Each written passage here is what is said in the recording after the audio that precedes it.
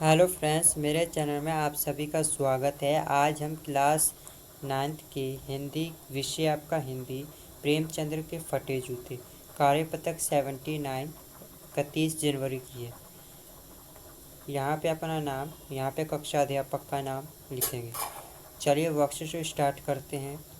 प्यारे बच्चों, प्रेमचंद्र के फटे जूते नामक पाठ के अंतिम अंश को पढ़कर नीचे दिए गए प्रश्नों के उत्तर दीजिए। मैं समझता हूँ, तुम्हारी उंगली का इशारा भी समझता हूँ और यह व्यंग मुस्कान भी समझता हूँ। तुम मुझ पर यह इस सभी पर हंस रहे हो, उन जो उंगली छिपाए और तलवा घिसे चल रहे, उन पर जो टीले को बरकरार बाजू से निकल रहे हैं। तुम कह रहे हो, मैंने तो ठोकर मार मार कर जूता फाड़ा, उंगली बाहर निकाल आई, पर पाँव बचा रहा और मैं चलता रहा। मगर तुम उंगली को ढांकने की चिंता में तलवे का नशा कर रहे हो। तुम चलोगे कैसे? मैं समझता हूँ, मैं तुम्हारे फटे जूते की बात समझता हूँ, उंगली का इशारा समझता हूँ, तुम्हारे व्यंग मुस्कुरान भी समझता हूँ। ठीक है, चलिए इसके आधारित प्रश्न करते हैं। प्रेमचंद्र को किस बात की संतुष्टि नहीं थी? तो यहाँ से लिखेगा, प्रेमचंद्र को सामाजिक कुरीतियों के प्रति जागरूकता और उत्पादन करने वाले प्रेमचंद्र ने समाज में व्याप्त कुरीतियों के प्रति सावधान किया और इसी बात को लेकर वह अपनी दिनहनी दिशा में भी संतुष्ट थे।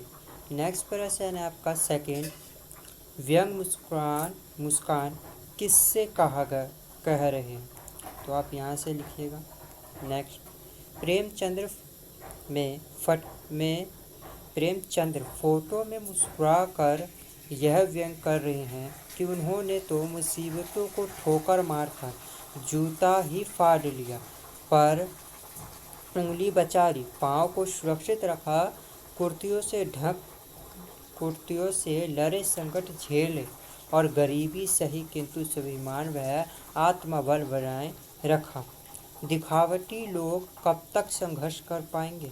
ठीक है, नेक्स्ट प्रश्न है आपका थर्ड, तुम चलोगे कैसे किसके लिए कहा गया है? तो यहाँ पे आप लिख सकते हैं, ये रहा, उन लोगों के लिए कहा गया है जो अपनी कमियों को छिपाने का असफल प्रयास करते हैं। आपका आंसर होगा घ। नेक्स्ट प्रश्न है फोर्थ, मैं समझता हूँ, तुम्हारी उंगली का इशारा भी समझता हूँ। इस वाक्य में कौन है?